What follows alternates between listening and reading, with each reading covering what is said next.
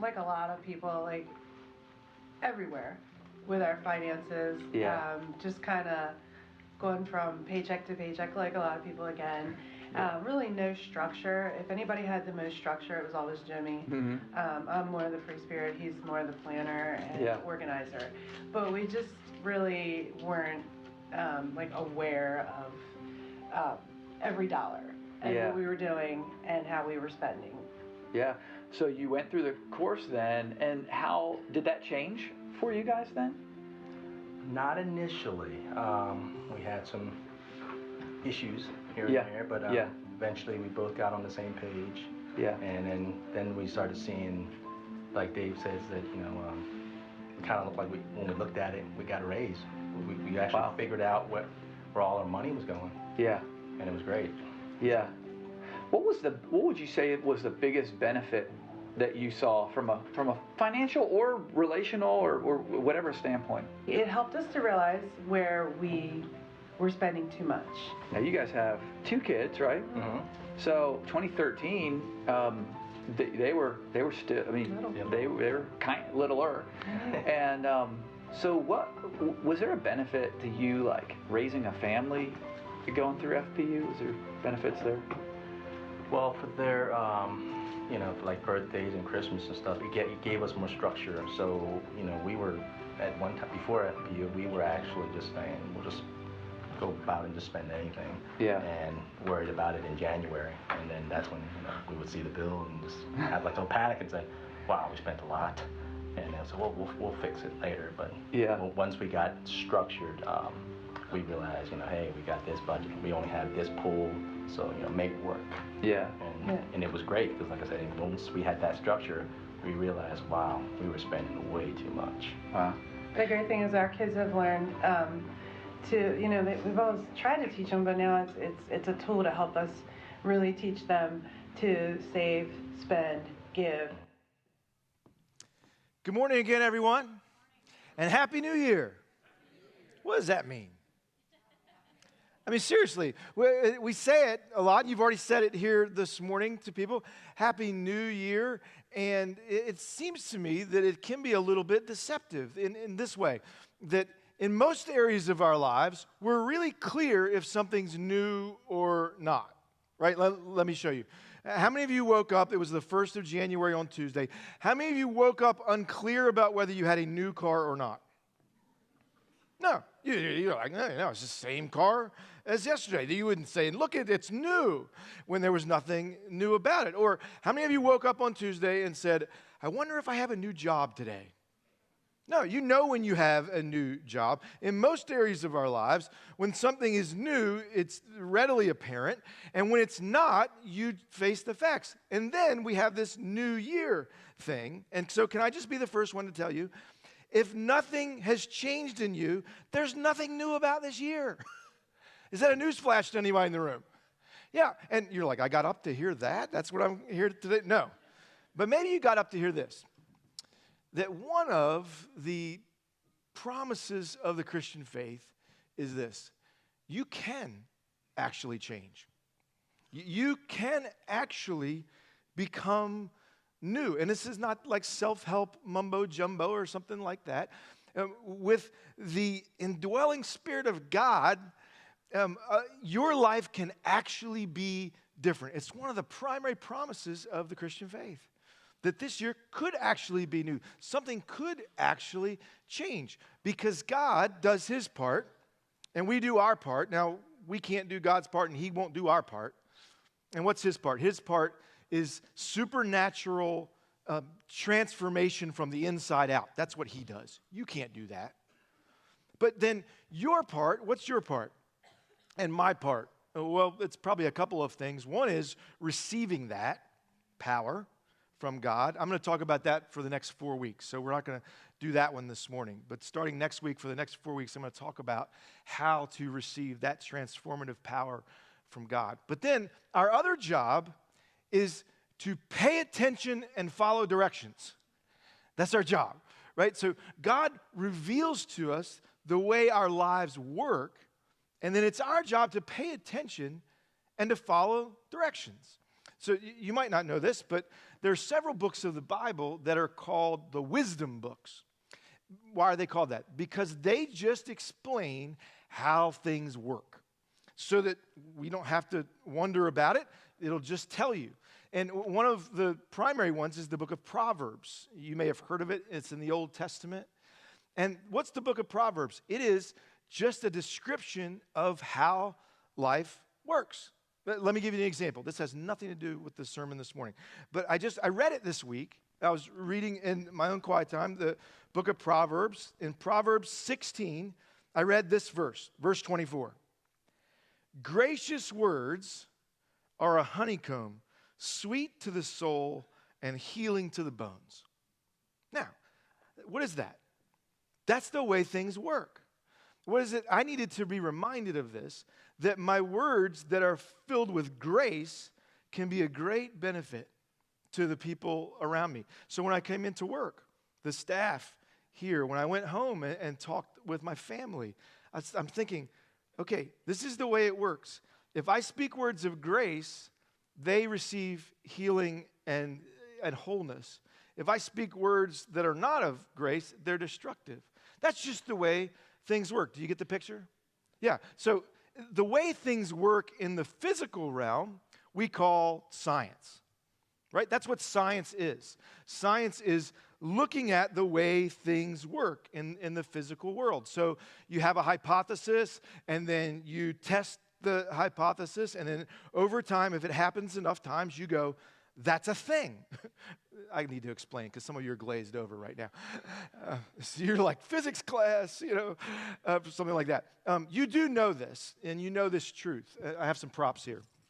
So I have here a tambourine and a basket. And while they're similar in color, they're very different. This one, has no center, and this one is solid, and this one makes noise, and this one doesn't make any noise. But if I were to let go of both of these, I wonder what would happen. Now, how many of you think that if I were to let go of both of these objects, that they would both fall? Raise your hand. Some of you didn't raise your hand. That worries me. I'm very worried about you. I'll play along. How many of you think if I let go of these, one's going to rise and the other one's going to fall? Because we're going to pray for you. No, you don't know that, right? All right, let's test your hypothesis. Ready? Let's see. You guys are brilliant. They both fell. Why? And how did you know that they were going to fall? The law of gravity. Yeah, you're aware of the law of gravity. Now, who created the law of gravity? Sir Isaac Newton? No, somebody said Doug Newton. That wasn't it either. No, and that's not it. Sir Isaac Newton didn't create the law of gravity. God did. Sir Isaac Newton discovered the law of gravity, but God created it. And what does that mean? It's the way things work. It means that you didn't have to wonder, is one of these going to fall and the other one going to rise? No, you didn't have to wonder that. You could know that they were both going to fall. That's just the way things work. And God, He created that law, but He doesn't sit around going, fall, rise, fall, rise. Doesn't do that. It's just, that's the way things work. Let me ask you this question. Is the law of gravity good or bad?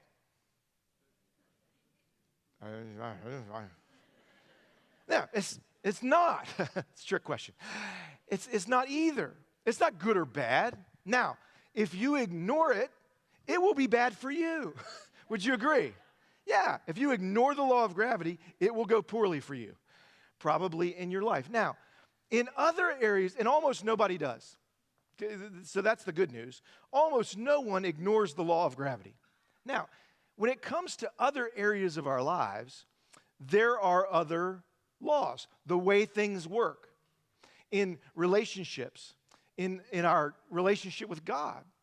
God reveals the way things work. Here's the interesting thing, that often we ignore them. And we end up going, I don't know why things are happening this way.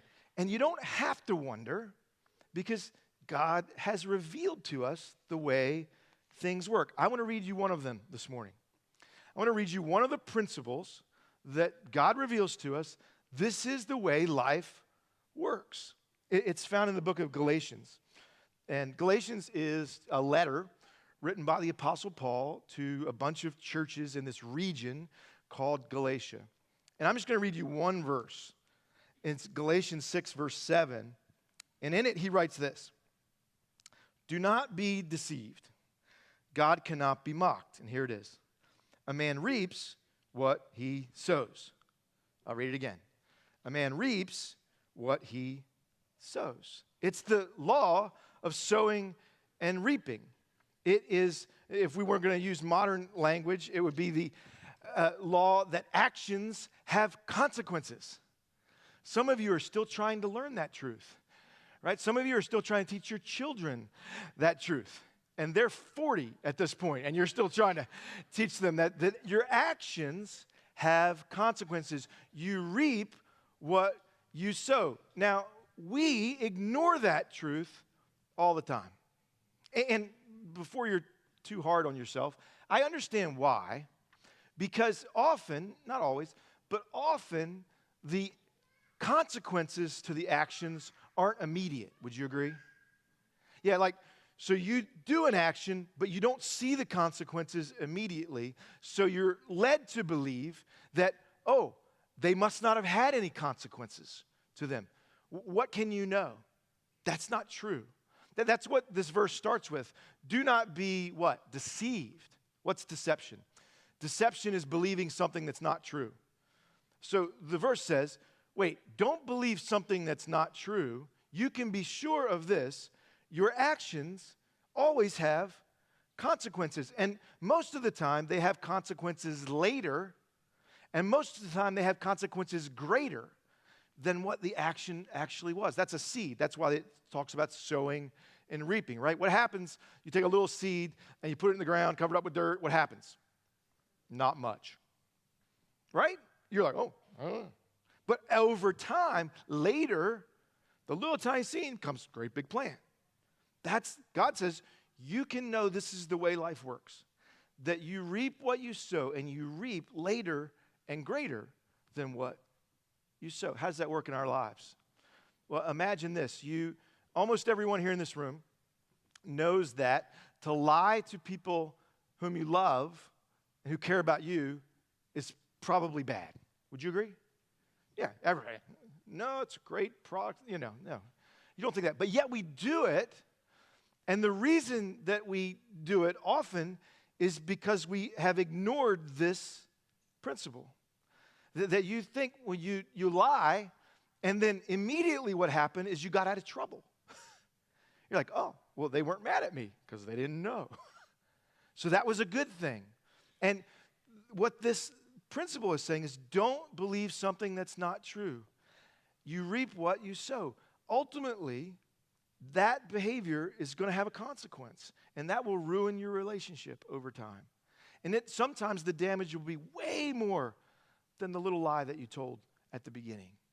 So God's just saying, look, you can know this is true. There's a law of sowing and reaping.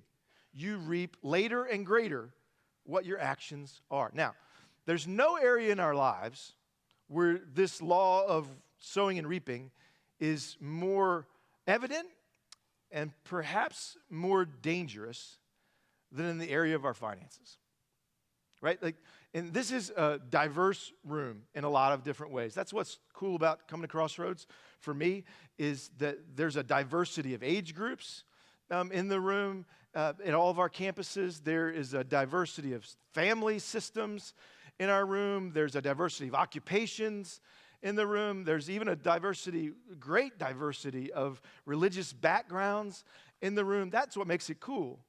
Do you know what's not all that different about any of us? The pressure that we feel and the stress that money causes. It's pretty common.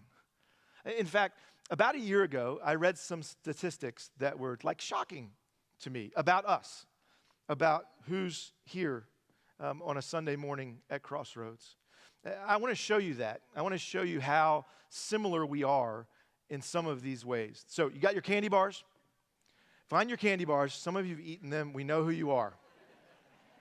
Now look, Even if you ate your candy bar, get out your wrapper, okay? If you ate your wrapper, I don't know what to tell you. That's a whole nother thing. So here's what we're going to do. The candy bars are just going to represent a group of people, okay? And so when I say your candy bar, I just want you to stand up. That's all. You don't have to talk. I won't ask you any questions. I'm not going to make fun of you. You're just going to represent a certain group of people according to your candy bar. Everybody got it? Okay, good. So the first one is Mr. Goodbar. Stand up if you have a Mr. Goodbar. 1, 2, there's 2 more, 3.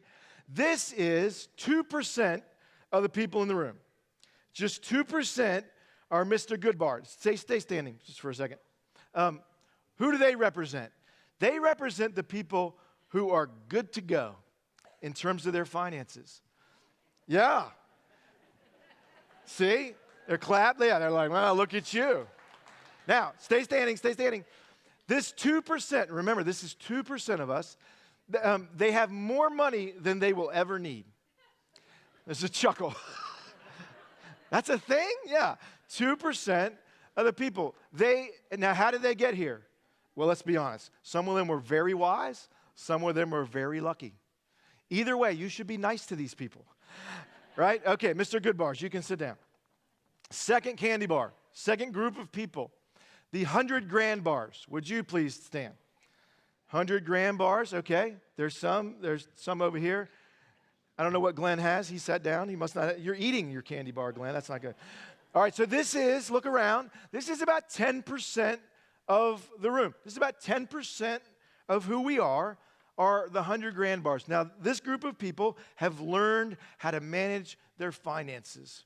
They are people who have no debt. They buy cars with cash. Did you know that was a thing? That's a thing. And 10% of us do that. So 10% of us have an emergency fund. So these people, when something happens that they didn't expect, they don't go into debt, they have an emergency fund and they pay for it. Most of these people are planning for their retirement. They're putting money away on a regular basis. They have a plan. That's 10% of us, okay? That's the 100 grand bar. Oh, yeah, you can sit down. Nice job. Next one, payday bars. Payday, would you stand up? Uh-huh. Yeah. Uh-huh. Yeah. Now, this is 70% of the people in the room are payday bars. What are the payday bars? This is like most of us. And so if you're in this group, you feel normal. You also probably feel broke. Right? But because everybody feels that way, we think it's probably normal. So these people buy things with some debt. The average for 70% of us is, if you have a car loan, the average car loan is about $30,000. The average student loan, if you remember that school that you went to like 2 decades ago and you're still paying for it? Some of you are like, no, I don't remember, but I still have to pay. The average student loan for 70% of us is $50,000. The average credit card bill for 70% of us is just over $17,000. And for 70% of us, if we were to have an emergency, we would have to go and do it on credit because we don't have any emergency fund. This is the payday group. And so your motto might be, I owe, so off to work I go. Right? And oftentimes, your money is spoken for before you even earned it. Right? That's 70% of us. Okay, payday, you can sit down. Couple more. Where are my crunch bars? Crunch bars? Yeah. All right? So, look, there's a whole row of crunch bars right here. So let me tell you who this is. This is 16% of us. And they have all the same debts, average debts, as the payday group. But they feel the crunch of not being able to pay. So often they're paying the minimum on one or all of their debts. The crunch bar group, 16% of us in the room today, wake up every day feeling the crunch of how am I going to make this work? I don't know how you're juggling payments. I'll pay this one this time, and I'll pay that one next time. You're feeling that crunch every day. That's 16% of us. Okay, crunch bars, you can sit down. We have one more. The milk duds. You stand up, milk duds. Thank you. Thank you. Thank you. Okay. This is 2%. Just 2% of the people in the room. And they have all the same debts as the payday people. They have all the same stress of the crunch bar people. But they don't see any hope. They have either filed for bankruptcy or are filing again or have just even given up and think that there's no way to change. But 2% of the people in the room right now feel like this. Okay, milk duds, you can sit down. So what do we learn? Let's do a little review. If we were to add up the crunch bars, the payday bars, and the milk duds, that's 88% of us in the room. Almost 9 out of 10 people sitting right now feel pressure, feel pain, are hurting financially. You wake up worried about this area of your life. Now, let me ask you this question. If 88% of us were hurting or stuck in any other way, what would we do? We'd help them. You'd say, we're going to address that, and that's what we're going to do. We're going to say, that's not God's plan for us to feel like that. And so we want to do something about it. And let me just say, this is not just about dollars and cents or savings and debt. It's about your heart. Because that's what God is so concerned about. And Jesus said that our hearts and our money are inseparably linked. Like you can't divide them.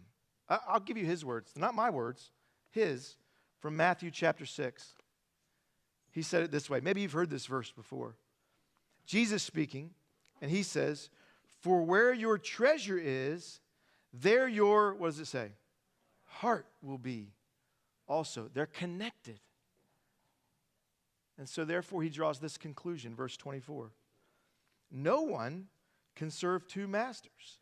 Either you will hate the one and love the other, or you will be devoted to the one and despise the other. You cannot serve both God and money.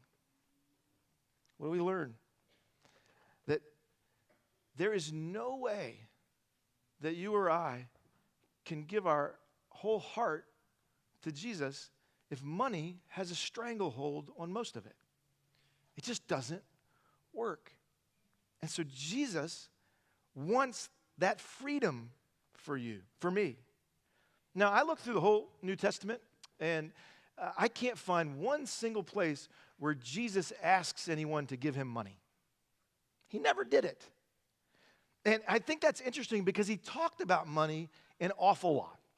In fact, there's more than 2,000 verses in the Bible that deal with our money and our stuff, way more than even heaven and hell. But Jesus never asked anyone to give him money. Why? Because he wasn't out to get your money. He was out to make sure that your money didn't get you. And that's what we're after. We want to provide breakthrough, some financial freedom, so that, why? So that your heart could be available to follow God. We want you to serve God, not serve your money. And Jesus says you can't do both. Now, we've been talking about this breakthrough class and series for a little while now. And if you've signed up for it already, way to go. Thanks for doing that. I think it'll be a blessing for you and for your family. If you haven't, I have some thoughts about a few things that might be preventing you. I don't know all the reasons that you might have thought of, but I know that these two are real, and so I want to just address them. The first thing that might be preventing you from signing up and taking advantage of this tool is you think that we just want your money. Just be honest, right? That's a feeling that's out there. And to that feeling, I just need to give this answer. That's not my heart. And I'm the one who thought this was going to be a good idea. If I didn't want to do this, we wouldn't be doing this. And I can't tell you in any more straightforward, honest way, I don't want your money. I'm not trying to get any more of your money. I want you to experience freedom so that you could experience all that God has for you in your life. And so I'm asking you to trust me on this. You trust me every week to open up the Bible and share truth out of it and share what I think. I'm asking you just to trust me. I'm not doing this to try to get your money. And so if you hate it, you can blame me. And I hated it. But don't you know sometimes that's the best stuff for you? Yeah. So just put your big boy pants on and let's go. Second thing. Some of you maybe haven't taken the step because you think, that sounds great. I'm sure it's helpful for a bunch of people, not me. And most of the folks who've shared that thought are on one end or the other of the spectrum. Either you think, there's no hope. It doesn't really matter. Some little system is not going to help me. Look, this is, way worse than you think it is. And can I tell you there's hope? That there have been so many stories of people who have had breakthroughs who felt like there was no hope for them. And on the other end of the spectrum, you may be thinking, I don't need this. I'm the Mr. Goodbar. Can I tell you, people in that group who actually did it came back and said, I had no idea this was going to be so helpful in my marriage. I had no idea this was going to be so helpful for my kids. I had no idea I would be a blessing to. It doesn't matter where you are on the spectrum. This is an opportunity for everybody in the room to experience some breakthroughs. And I don't want you to miss out on that. So here's the reality for 88% of us, right? We wandered into the situation that we're in right now. Nobody planned on feeling stressed about their finances. When you graduated high school, you didn't think, I'm just going to live just above my means for the next 20 years so I can be perpetually worried about money. Nobody did that. We wandered into this situation, but here's the truth. We're probably not going to wander out of it. It probably is going to take an action on our part. What will it take? I'm glad you asked. And it'll take some things from you. Number one, it'll take a decision. Number two, it'll take a plan. Number three, it'll take some accountability. And number four, it'll take some time. Let me highlight just a few of those. It'll take a decision from you. You know, every single significant thing that happened in your life was probably because of a decision that you either made or didn't make. Right? You either decided to go to college, or you decided not to, or you decided to join the armed forces, or you decided not to, you decided to get married, or you decided not to, or you decided to follow Jesus, or you decided not to. And this will be no different. You're not just going to drift into breakthrough. You're not just going to wander into freedom in this area of your life. It'll take a decision. You're going to have to decide, I'm going to change something in this area of my life. Second, it'll take a plan. And here's the good news. You don't have to come up with it. God's already given us a plan. He's already said, this is the way things work. We just need to stop ignoring it and learn how to pay attention and follow directions in this area of our lives. So it'll take a decision. It'll take a plan. It'll take some accountability probably for you. Don't you know that all of the significant accomplishments that have happened in my life have been easier when I didn't do it alone? You? When there's somebody cheering you on, isn't it easier? Whether that's your small group leader, or if you're married, a spouse, or if you're single, it's an accountability partner or a group of people. That's why we're doing it together. That's why we're saying everybody's going to do this together so that we can cheer one another on, because we need that. And then the last thing you need is some time. This is going to take some time. And this didn't happen overnight. It's not going to unhappen overnight. But you can start. And over time, you can experience this freedom together. Now, we knew when I talked to the staff and leadership at the church about this almost a year ago now, we knew that we needed some help in order to provide this kind of freedom for the people who call Crossroads home. And so we're not experts at everything. Well, that's understatement of the year. We're not really experts at anything. We need partners to guide the people who have done it before, especially in this area. And the partner that we chose was the Dave Ramsey organization. Why? Because for thousands and thousands of people, they have given a tool that helps people with their financial freedom, find financial freedom. And so this tool specifically is called Financial Peace University. And we want to make that available to everybody here. What the Financial Peace University, or FPU, is simply this. It's a 9-week course that teaches you, gives you tools to help manage your money, to help you get out of debt, to help you save for things that are important to you. It helps you to understand what kind of insurance to buy and what kind of insurance not to buy. It helps you to ultimately provide freedom so your heart can be fully devoted to Christ. It's just a tool, though, and you have to decide to use it or not.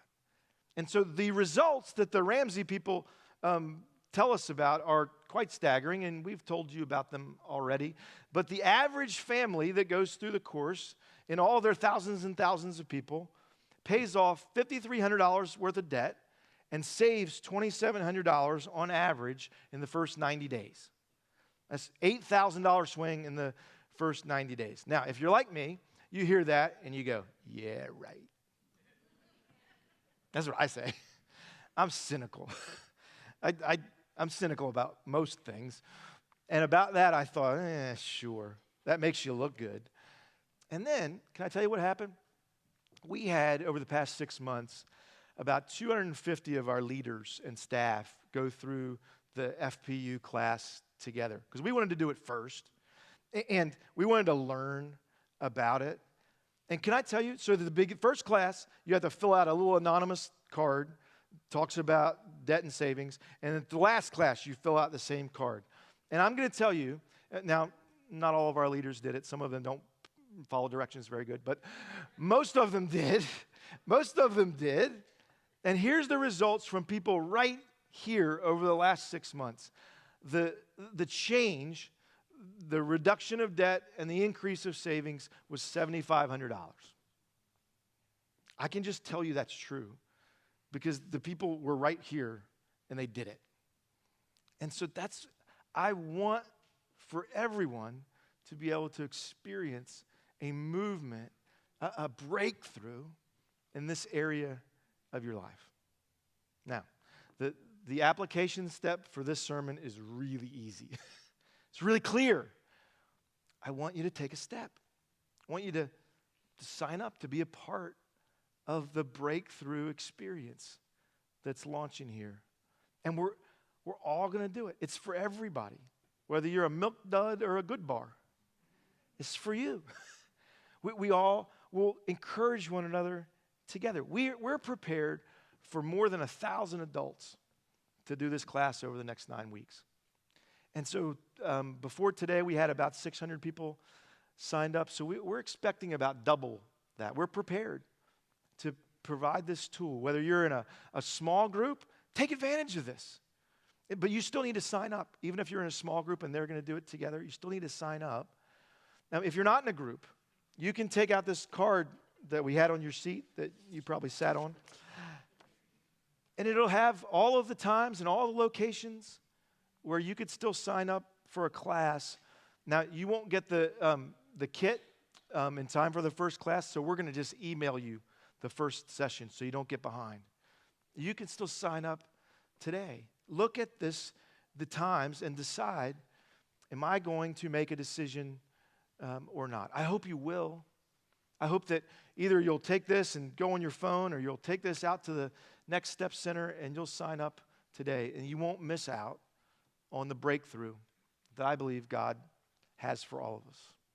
All right, well, I'm going to invite the band to come back up because I want you to do some business with God here. I want you to have an opportunity to say, God, are you prompting me to do this? Is this something that I should take advantage of? And if he says yes, you should do it. And we want to make it easy for you to do that. So during this last few minutes, we're going to teach you a new song. It's not a new song, but we've never done it here on a Sunday morning before. And the song is called Do It Again. And there's a line in it that says about God, you've never failed me yet. I love that line. There's another line in the bridge that says, where there was no way, you made a way. You made a way where there was no way. That's what I think this could be for a bunch of us in the room. It doesn't look like there was any way, and then God made a way. Maybe this is it for you. All right, let me pray. God, thanks for caring about our hearts. Thanks for caring about every area of our lives. Thank you for calling us out of stuck places and into freedom. And I pray that we'd hear that call today.